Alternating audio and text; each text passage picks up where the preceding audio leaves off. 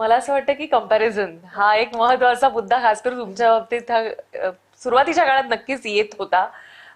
त्यावेळी कसं वाटत होतं, कारण तटकरे यांची जी ओव्हरऑल रणनीती असायची, पक्ष कसा चालवायचा, कशा पद्धतीनं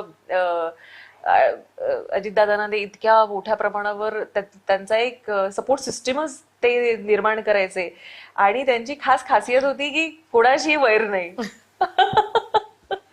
आणि सगळ्यांकडून म्हणजे कसं पक्षाला मजबूत करता येईल, बळकट करता येईल. मला असं वाटतं आजही तटकरेंचा अमुक असा वैरी असा शोधूनही सापडणार नाही. राजकारणामध्ये सामान्यतः असं असतं, पण मला असं वाटतं की ते फार एक त्यांचं म्हणजे त्यांनी एक एक्झाम्पल सेट तसं केलेलं होतं, एक वेगळ्या पद्धतीचं राजकारण.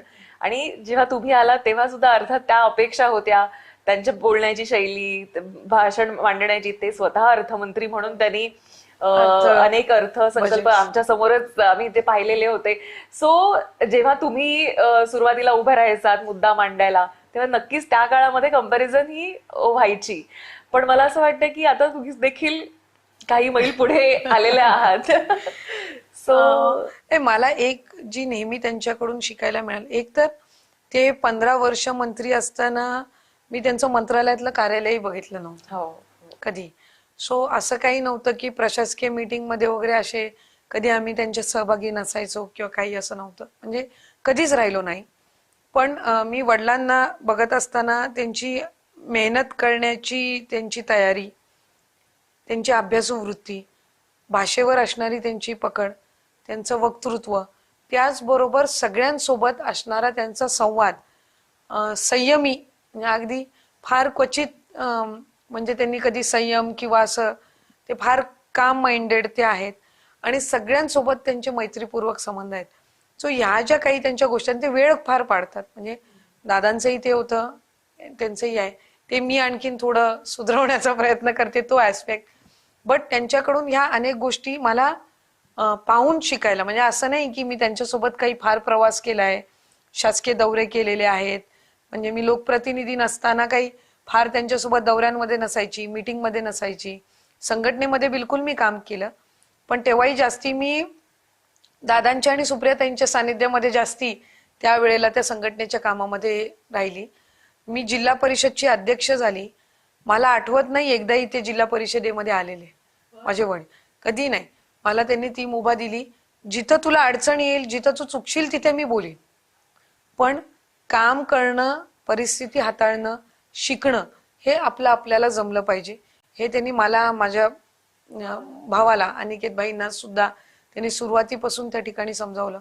मला आठवतंय माझं पहिलं ज्या वेळेला मी सभागृहात बोलत होती, तर मला बाप क्रमांक पान क्रमांकांपासून सगळं दादांनी, म्हणजे कारण ते वडील माझे त्यावेळेला खासदार झाले होते 2019 मध्ये, मी आमदार होऊन आलेली होती, तर त्यावेळेला ते शिकवलं. पण माझ्या हातात बोलताना पान दिसलं ते, तर त्यांचा मला नंतर मेसेज आला होता, तू वाचून बोललीस, कारण त्यांच्या हातात कधी चिठ्ठी नसायची बोलताना.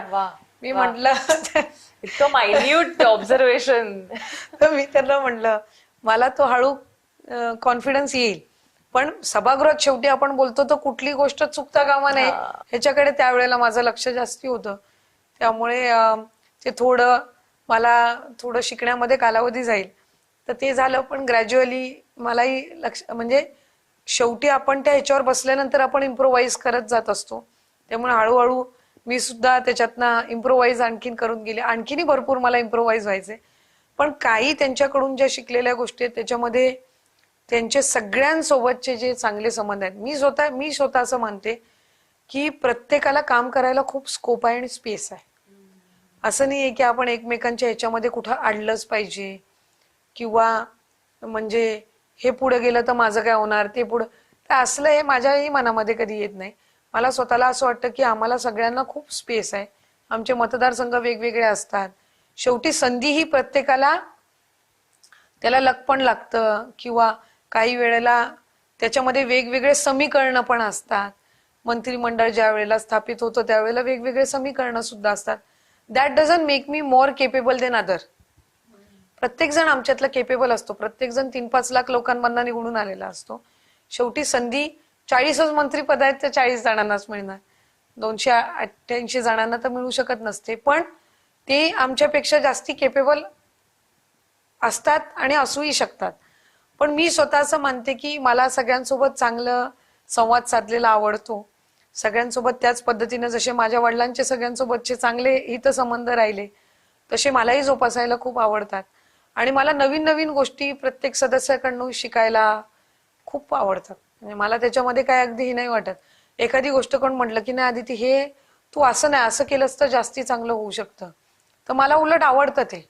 मी असं ते म्हणजे असं कमीपणा किंवा असं हे म्हणून काही घेत नाही. उलट त्यांना वाटतं की हे असं नाही तर असं केलं तर आपण चांगलं होऊ शकतं,